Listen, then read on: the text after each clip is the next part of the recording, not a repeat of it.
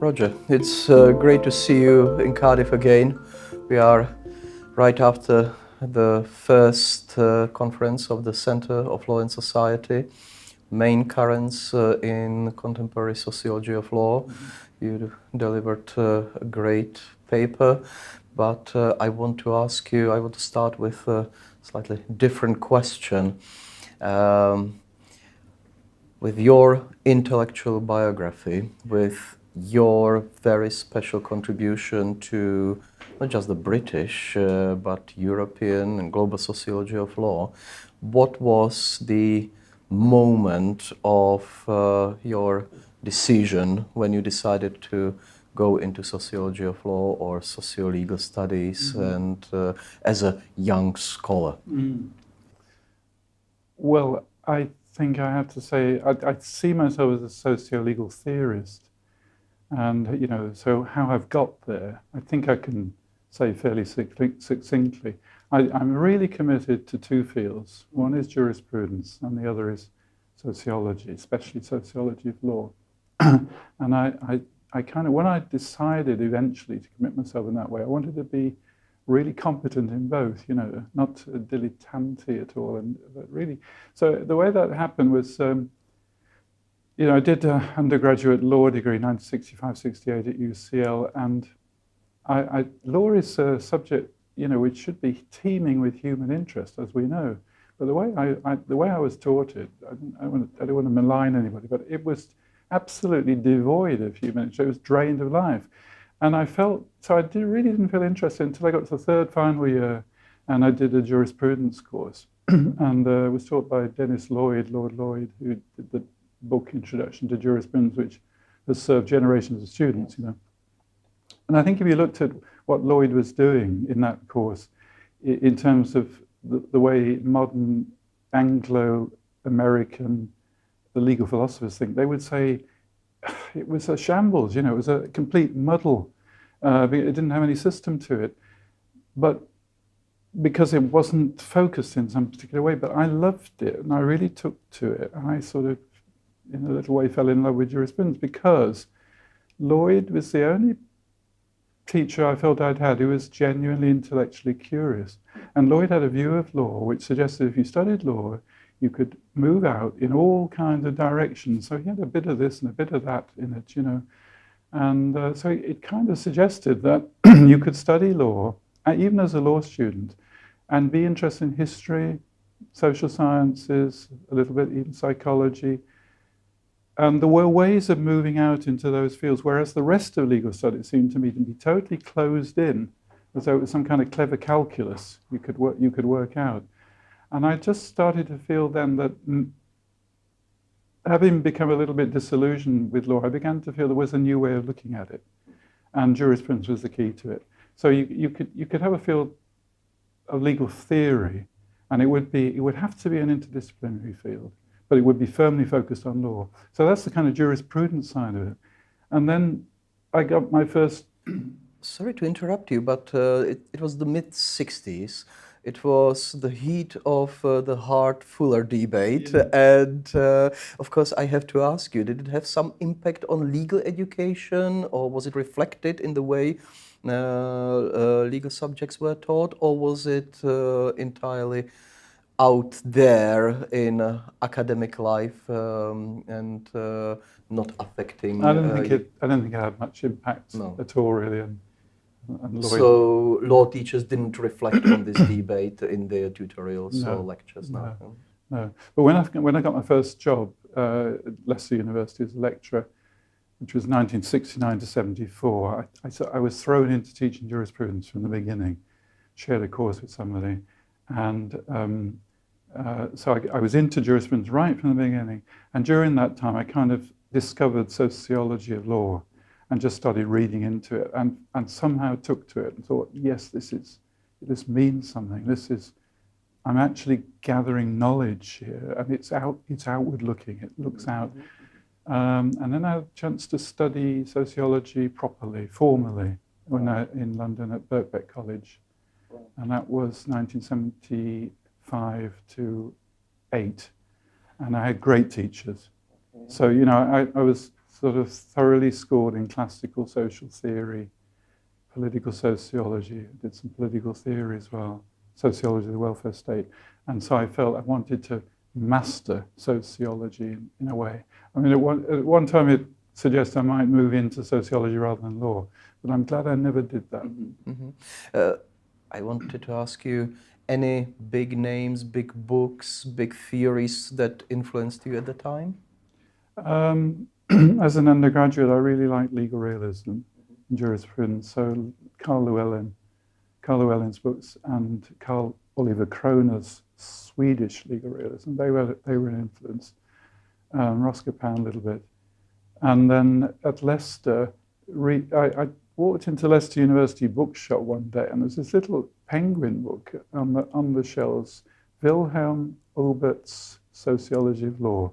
And I'd hardly, you know it, of course, and I'd hardly heard of sociology of law then, but I bought the book and I persuaded my co-teacher that we should use it in jurisprudence. And so I think I owe him a lot. The other writers in sociology, I mean, at Birkbeck, I just thought Weber and Durkheim, and to a lesser extent Marx, were just such geniuses. I've never lost my interest in my copy of Economy and Society is really dog-eared now. I use it all the time. And the elite theorists in political sociology, Gaetano Mosca and Pareto and Robert Michels. It's really like classic sociology, yeah. And I think it's pretty obvious even from your seminal Sociology of Law. There's an introduction which is using legal realism, realist jurisprudence, but at the same time it draws on fundamental sociological theories and almost like the founding fathers of the discipline. And I'm not talking about sociology of law here. I'm talking about general sociology or social theory, like Durkheim, Weber, Marx. It's pretty important for your sociology of law. I didn't feel I wanted to dabble in it. I felt I wanted to master it. I wanted to really master classical social theory. And Parsons as well, Talcott Parsons as well. I never really made any use of Talcott Parsons' work for some reason. You said that there are two distinct streams of theory in your socio-legal theory. One is jurisprudence of legal realism, and the other is classical sociology. And I will have to ask, the title of your other book is Politics of Jurisprudence. So there must be a third stream in your theory. What is this politics of jurisprudence? Oh, well,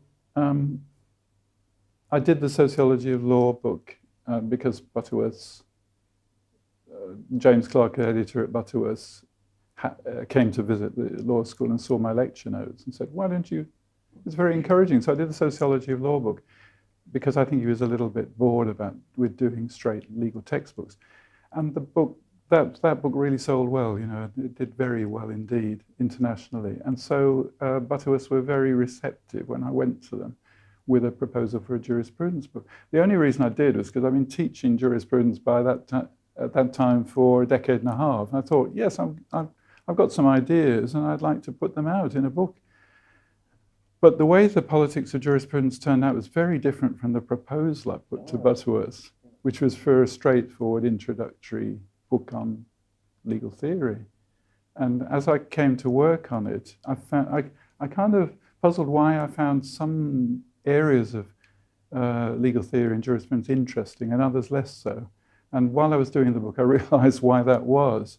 And I kind of developed the dual theme which runs through the book of the link between legal theory and legal professionalism, lawyers' professionalism on the one hand, and legal theory and politics on the other. So that the actual schema of the book and the theme that holds it all together was something that I only really worked out once I started working on the book. And why do you think that realism never became strong in Britain? unlike in the United States, unlike in Scandinavia, there's no school of British legal realism. Several reasons. I think one is that when Hart came along, legal theory in this country was in a very sorry state, I have to say, really. And of course, eventually Hart professionalized it by drawing on philosophy. And so the whole thing was pushed in a certain direction with a certain kind of Oxford philosophical emphasis. And because that took off, it made interdisciplinary kinds of theory seem amateurish, I think, dilettantish, which is a completely wrong view of them in my view, and your view, of course. But I think that's what happened. And so realism looked like, the theory of what the judge had for breakfast that morning, deciding, showing him how to decide the case, which is so silly. It made it impossible to take seriously some very imaginative, very important work to push to one side. It's taken an awful long time to recover from that. Right. In the 1990s, you also wrote a book about Emil Durkheim. Yeah. And I know that Durkheim is particularly important to you. Obviously, there is a book called Law's Community, which heavily draws on Durkheim's legacy in some respects. It's basically critical reading of Durkheim. And so what is it about Durkheim that you find you continue to be inspired by, and you continue to use in your sociology of transnational law, of transnational legal regime sets? Well, Weber and Durkheim are both so immensely wise. I mean, both of them made a lot of mistakes. There are a lot of things I now reject in both of them.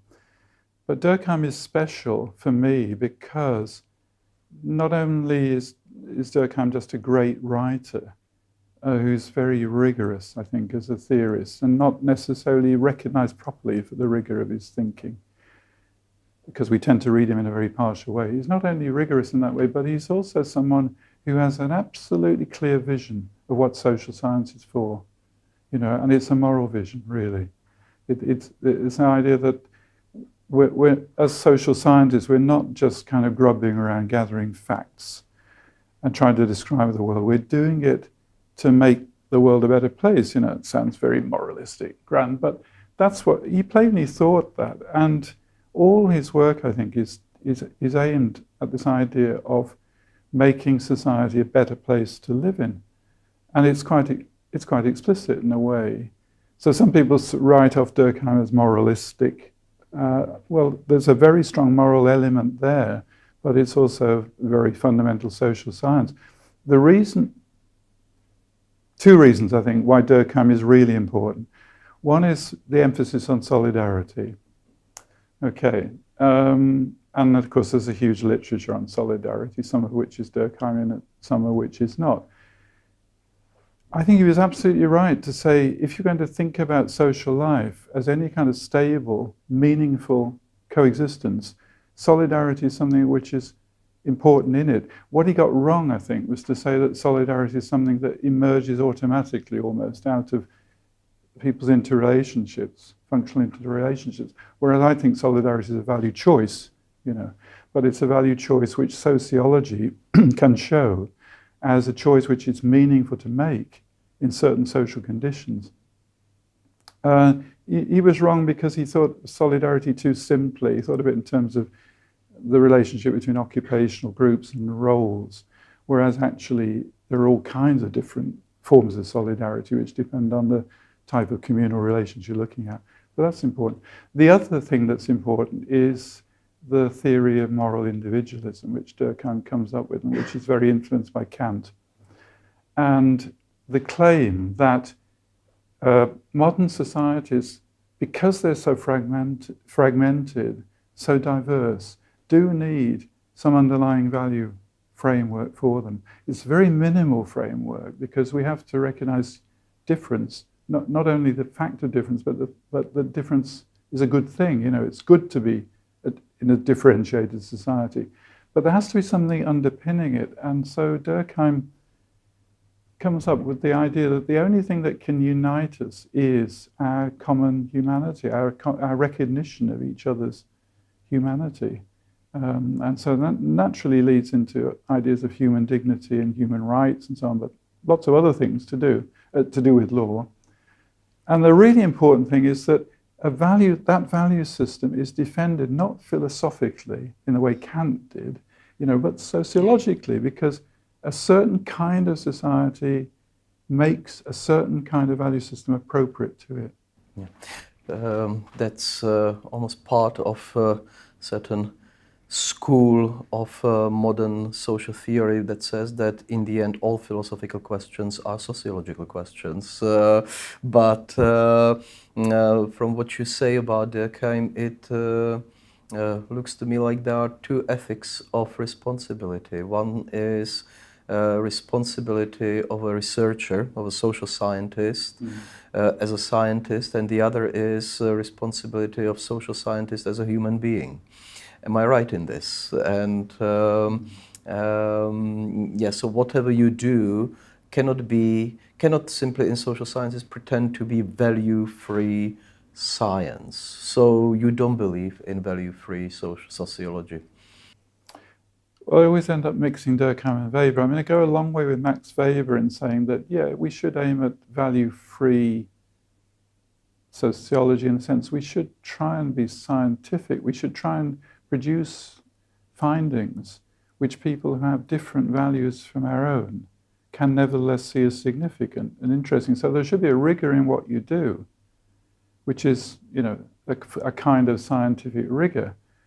But Weber was also right to say whatever topics we choose to study will depend on us. What is interesting to us, and what is interesting to us is likely to reflect our culture as well. So the choice of topics is never going to be value-free, But the way of approaching them, I think should be. I do cling to this idea of science, social science, because I think if we lose that, we just end up in a maze of discourses. We're all trying to, be very rhetorical and persuade each other, but we have no standing, no grounding for that. Of course, in your book on law's community, there is this line of argument that law is a system of instrumental rationality which has to function, but at the same time, law has expressive rationality. Law expresses values, commonality, communal bonds, and obviously Weber. It was one of central problems for Weber, especially towards the end of his life, when he said, "Well, values are self-legitimizing. That if there's value, you don't have to legitimize it by anything else. Value is self-legitimized." And but your take on values is much more sophisticated. It's much more complex than this, isn't it? Even in law's community, it's almost like functionality of law and expressive symbolism of law, they go hand in hand. It's almost like wave particle duality in physics, isn't it? They do go together, because I've worked with an idea of community for a very long time now, since 1996 basically. Just to mention the book Law's Community, in a way I wish I'd not used that title, because when I did that book I hadn't really thought through the concept of community, which I've used since 1996. It was the year after I did that book that I came to it. But now I think of law, if we wanted to talk about the function of law, which I don't usually do, but if we wanted to do that, I would say the function of law is to express and protect communal networks and relations of community. And so, and you can imagine numerous communal networks which exist. In theory, any of them could produce a kind of law, a kind of regulation. So to that extent, I'm a sort of legal pluralist. I don't just think of law as state law. Now, if you think of law as actually growing up in communal networks as their form of regulation, then they can operate in a very the law can operate in a very instrumental way in order to protect that communal network. At the same time, it expresses the nature of communal life in it, you know. So I think I don't kind of draw a fixed line between instrumental and expressive for that particular purpose. And the idea of community itself, communal relations, they can be instrumental relations, they can be relations based on beliefs and values, or based on shared traditions or history, or very emotional. So instrumentality can be a part of all of that, you know, one part within it.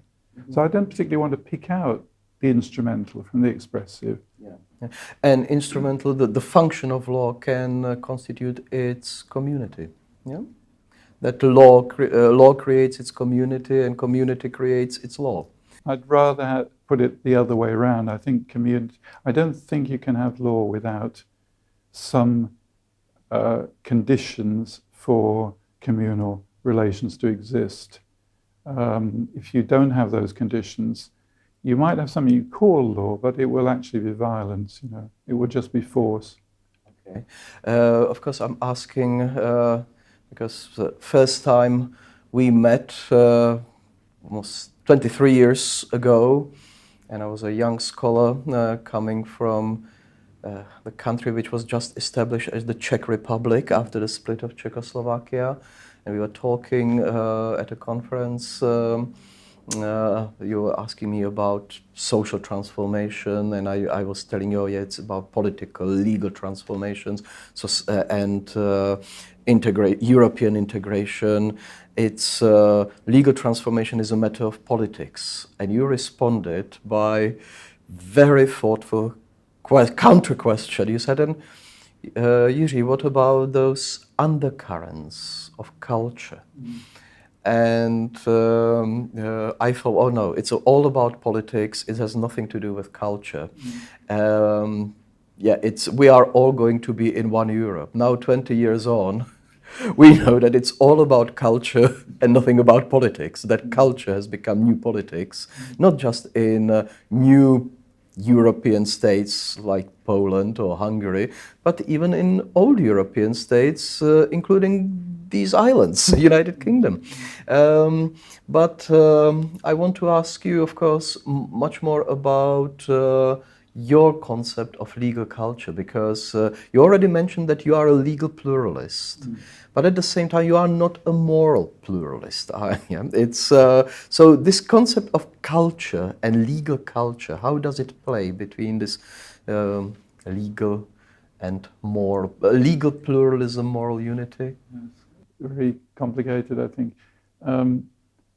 I just to retrace steps a little bit, I owe to my great friend David Nelkin being kind of drawn into thinking seriously about culture, because he's the leading writer, in my view, on legal culture. And David asked me to write something about the concept of legal culture, and I ended up writing something terribly negative, really, and saying that effectively I didn't think this concept of culture had much use in sociology of law, at least. And the reason was I just thought it was too fuzzy, it could refer to too many things, and it's just a big package of all kinds of things. I couldn't see a way of using it.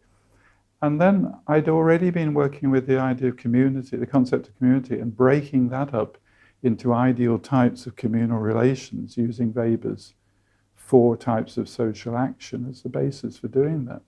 So I kind of broken up the idea of community, and I'd stopped talking about communities as I did in law's community. I shouldn't have done that. I stopped talking about communities and I started talking about communal relations, or relations of community, which could be of different kinds. And I thought that was a good way to think of social life as being full of communal relations, but actually not having very many communities, village communities and local communities. These things have gone. They're Turney's Gemeinschaft, which no longer really exists. But we do have communal relations of all kinds. So I got that idea with community, and then I thought you could do the same thing with culture. You could break it up in the same way. and say, well, culture actually is made up of very different things. It's made up of shared beliefs and values. It's made up of traditions, common heritages like shared language, shared historical experience. You know, and it's to do with people busily sharing projects and economic activity together and building material cultures. And it's to do with big things like patriotism and allegiances, that link us together in emotional terms very much. So I found I was quite happy to talk about culture in that way. Now, going back to legal pluralism, if you think about communal relations as being of different types and forming into numerous different communal networks, then you've got a myriad of communal networks, and you've got some very big communal networks like the National Political Society, which has its own law, which we call state law. And so, you know, in that way, communal networks can produce not only their own law, but also their own cultural characteristics. And so culture becomes a very complex web of relationships based on these four different types I've mentioned. And so when you think about legal pluralism becomes an entirely natural way to think, because various communal networks, or probably all communal networks, will produce regulation themselves. Some of it will be highly developed and quite firmly enforced, and it'll begin to look like law. It'll begin to look like state law. And then beyond the nation state, we can see communal networks which are transnational, you know, the Catholic Church, the International Catholic Church, or Muslim Sharia law, you know, which extend beyond the national community, and there you've got law or regulation forming. So legal pluralism then becomes an entirely natural way to think. How could you think any other way? State law is just one kind of law in a universe of law. It's almost like part of the sociological canon these days, and that it's interesting how legal pluralists draw on Eugen Ehrlich, who never mentioned the concept of pluralism, but it was all about living law, which was much more. He was criticized even by sociologists for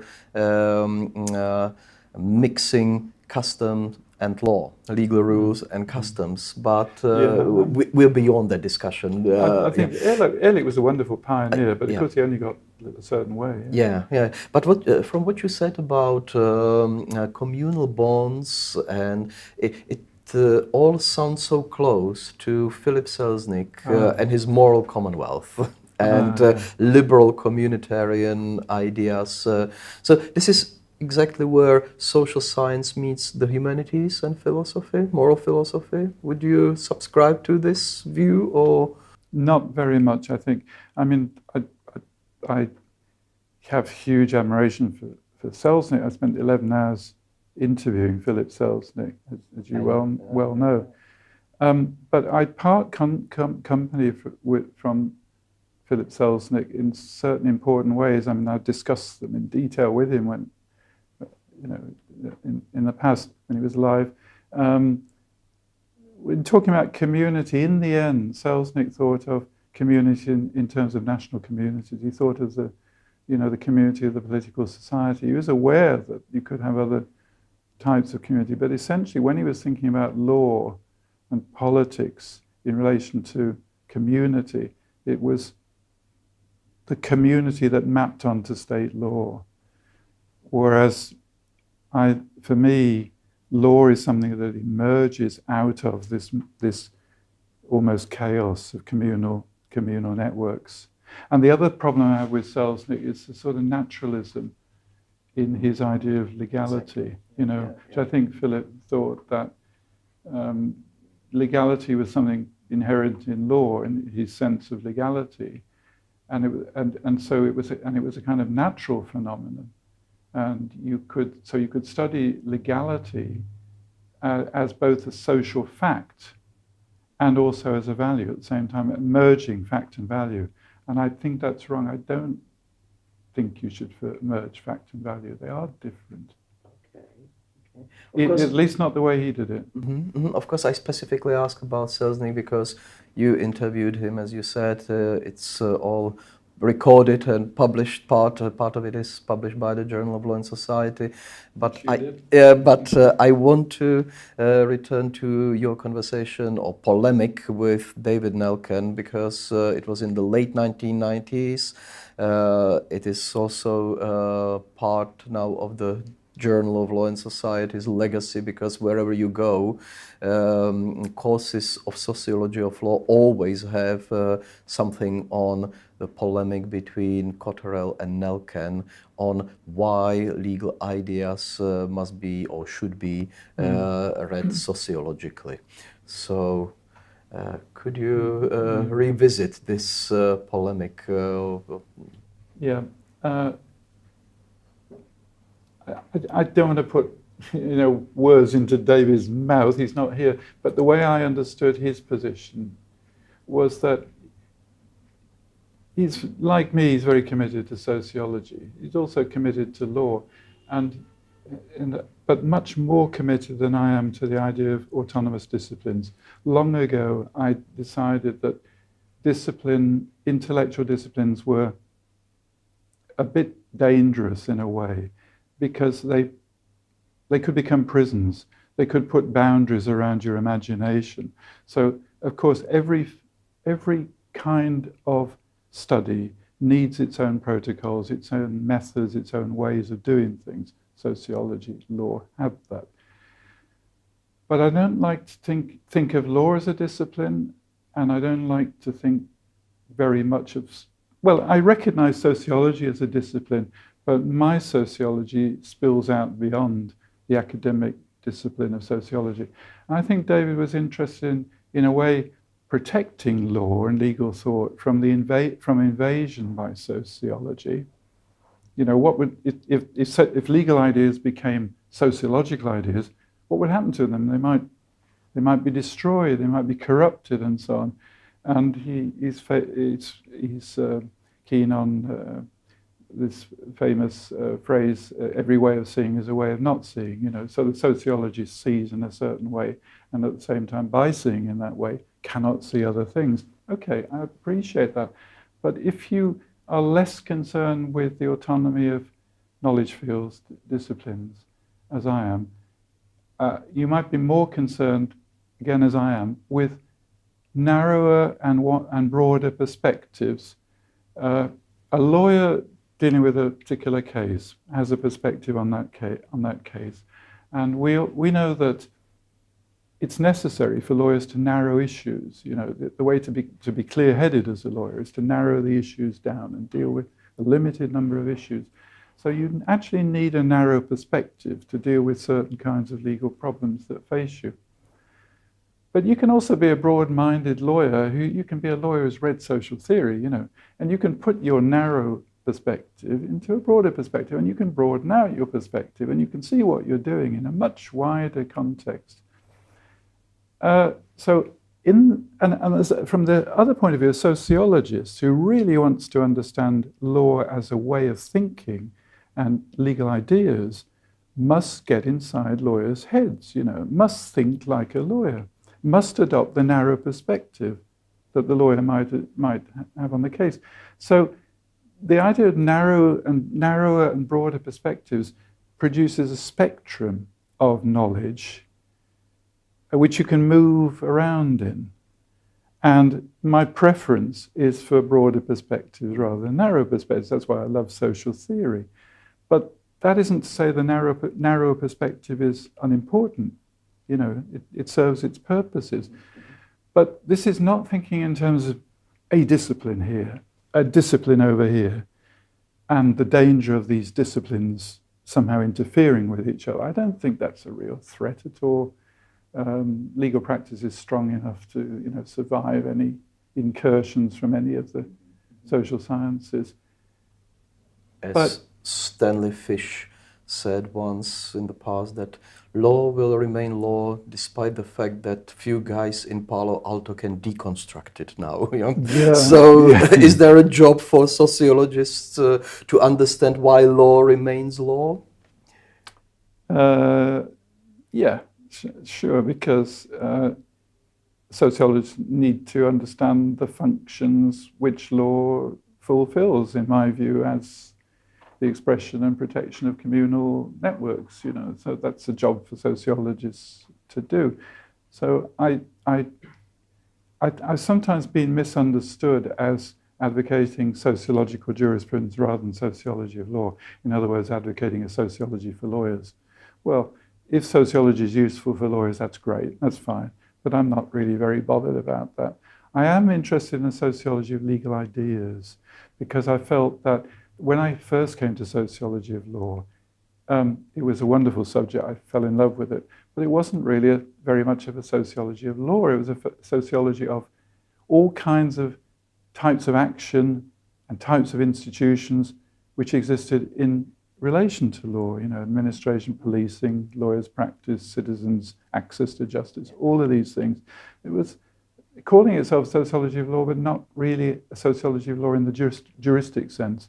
Because I've always taught in the law school, as you, and I wanted a sociology of law which could engage directly with juristic thinking. But this is a very continental approach, isn't it? It's almost like what scholars in European, at European universities, but also at other countries in Latin America with civil law traditions, they do, that they use sociology of law to help students understand juristic processes, juristic ideas. So how close do you feel to British socio-legal studies and continental sociology of law networks? Or are you one of those few that can bridge the gap between what is described as socio-legal studies and sociology of law? Just on the use of sociology in law schools, I mean, actually I've included some sociology of law in jurisprudence teaching, but I've never been particularly concerned to make law students think like sociologists.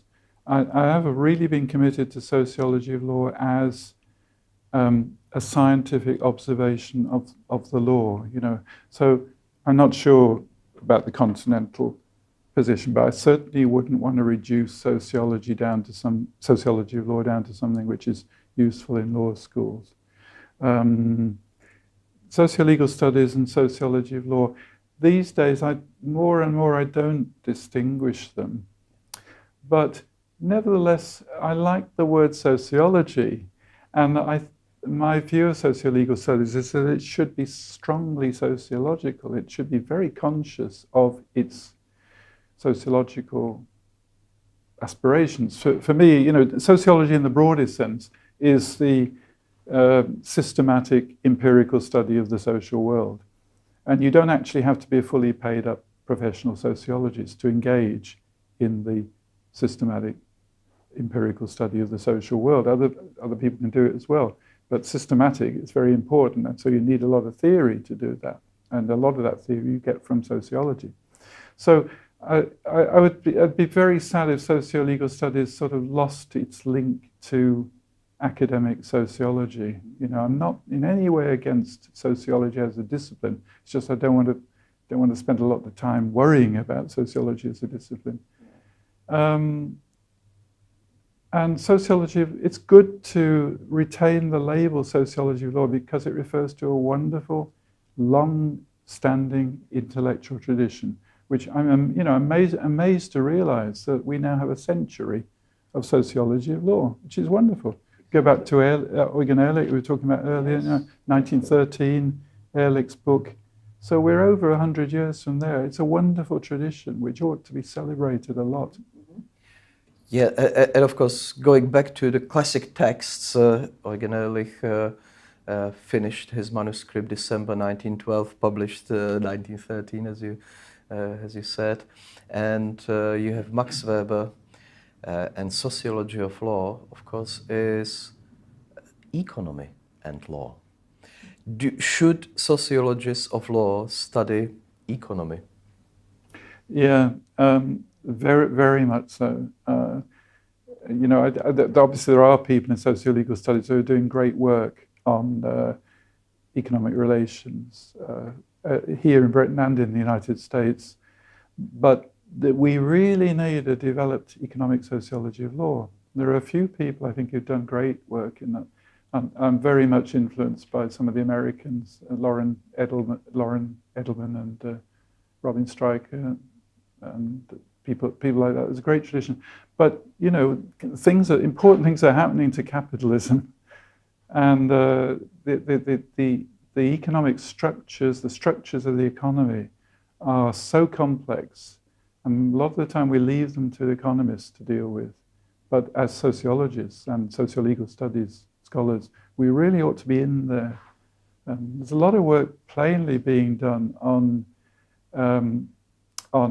financial cultures, economic relations, economic structures, but a lot of it is done by specialists who are not in the socio-legal mainstream.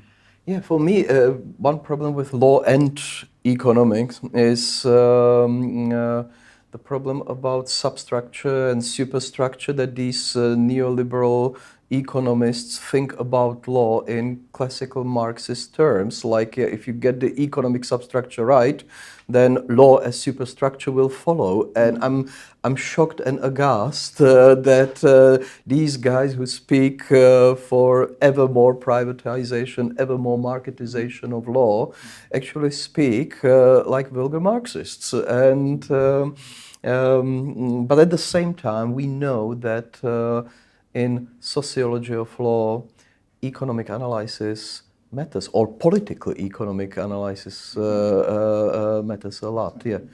But I wanted to ask you about your take on transnational law, transnational legal ideas, because you're one of those sociologists of law who are really actively engaged, not just with legal pluralism that we discussed, but also with the whole concept of globalized legal systems, or we just heard from William Twining that there's no such thing as global law. We should avoid the term. But clearly there is globalization in law happens, Europeanization in law happens, at least for the next 2 weeks, because we are before the Brexit. But I wanted to ask you about this whole notion of transnational law and law beyond the state. Is it really something new, or is it again one of those concepts which sociologists of law or historians of law were aware a long time ago about? Yeah, it's not a new thing, because you can talk about immensely important transnational regulatory systems of the distant past. It's newly important, I think, because our world is being structured by transnational regulation in ways which are often invisible, certainly invisible to most law students and invisible to a lot of lawyers as well. If you think about the importance of investment treaty arbitrations now, the huge amount of regulation which constrains states and regulates the relationship between, say, huge multinational corporations and particular states, and the way states are drawn together through many new forms of international law. Now, I think what's happened is that international law, which as an undergraduate law student I thought was a totally unimportant subject, has now become one of the most important legal subjects because it's become enforceable in many, many ways. It's become so diverse. It's become so much the structuring of international trade and finance. Something very, very important has happened in that way. And this is a wonderful field for socio-legal studies because transnational law is something which cannot be studied from a traditional positivist standpoint, in a sort of black letters law standpoint, because one of the problems is to work out what is actually law in it, which is controversial. The only way you can, in my view, the only way you can decide what should be treated as transnational law is by looking to see what works, what forms of regulation are actually operating in the world, which are gaining authority, being recognized as legitimate for the populations they regulate, what the bases of that legitimacy are. All of these are, big socio-legal questions. And so there are plainly legal scholars, academics who keep their heads in the sand and still can't see the need for socio-legal research. But as law gets more and more transnational, the big questions are going to be about the communal networks which are being regulated by this law, very often transnational communal networks, merchant communities, and so on. And what about the legitimacy of it? Well, if you think about world trade law, right up there in the clouds, the World Trade Organization producing its decisions in clouds of high diplomacy, and the regulation that's being produced, the decisions that are being made in disputes, these are being fed down to the economies of the states that are involved, and not just to the states, but to people engaged in economic life in those states. So there's an immense gulf between the places in which some of this regulation is being produced and the people who are actually being affected by that. And so this is a massive area for socio-legal studies. I'm so glad you mentioned the concept of legitimacy, because it features prominently in your sociology of law. It's a concept of permanent recurrence, isn't it, in your work? And it's not the concept which could be reduced to functionality. It's a moral concept at the same time, isn't it? Yeah, that it's a question of communal bonds, what keeps communities together. Well, at a certain level, I think you can think of it as political legitimacy, and you can talk in terms of democratic legitimation of state law, and then state law feeds into transnational law, and so you can, there are forms of political legitimacy, but in my view, they're becoming weaker and weaker. Mm-hmm. It's like a great scaffolding of transnational regulation that's being produced on a very wobbly base of democracy. Okay. Yeah, so you need culture, you need cultural legitimacy. Mm-hmm. Mm-hmm. I'm gonna take you at your word of scaffolding, because just walking to Cardiff Law School's building early this morning, I was passing one student house and a scaffolding, and on scaffolding you have big transparent called Vote Leave. Welsh working class voting to leave the European Union. And of course I'm touching something which is very, very prominently featuring in current political debates of these days. And what sort of legitimacy is there for the European Union after the Eurozone crisis, after the migrant crisis, and responses, in particular responses to the crisis? Well, in some of my work, I talk about moral distance, the distance between the regulators and the regulated. It was an idea that Ehrlich had right at the beginning of sociology of law, although he didn't use that term for it. The moral distance between European regulation and the populations of European states is very great. And I think the problem with the European Union is that the question of legitimacy has been neglected for a very long time. We're a kind of technocratic way of thinking. We're a way of thinking in old-fashioned international law terms, where states could negotiate with each other and produce international structures, irrespective of what the population of the states were really very interested in. I'm very much a supporter of the European Union, and I hope that it'll be possible to patch things up, because the future, speak very grandly, the future of the world depends on large units in the end. but large units which are somehow responsible to their local populations. I mean, that it's easy to say that, and it's a huge dilemma how to do it. Mm-hmm. But the way power is structured internationally now, little states that try to separate themselves off from the large international structures of the world can only suffer, in my view. Mm-hmm. And poor old little England, I think, if it does that. But in a few weeks' time, what I say may be completely irrelevant. Yes, but of course I didn't want to go into journalistic comments on the current state of the Union or the European Union or the United Kingdom, but of course the problem is much more general, much more theoretical. Responsibility and responsiveness of power structures to those who are governed by them. Yes. Yeah. Yes. And so is there something like the social contract which is currently breaking down between citizens of the European Union and the powerful, whether they are at member state level or European Union level? Because we can see this collapse of legitimacy of power everywhere, and if we use the term liquid anger spreading all around Europe and the world. So European Union avoiding the lure of technocracy, to use Jürgen Habermas's concept, but becoming a moral commonwealth? I think it's possible to rebuild structures of legitimacy, but they always have to be built from the bottom up.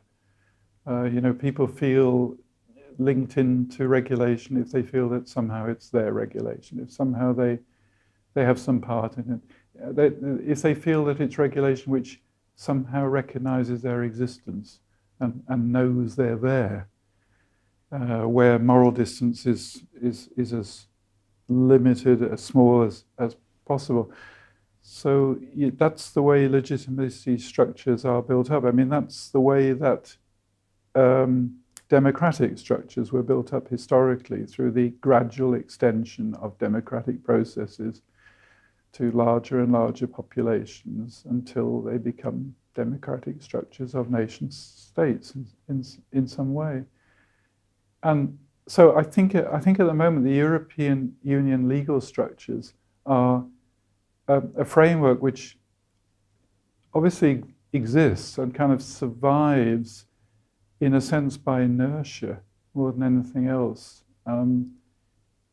It perhaps attracts a degree of legitimacy because there's nothing else there. And many people plainly recognize that Europe needs integrated structures. So even if they don't like those structures, they realize that it's necessary to have something.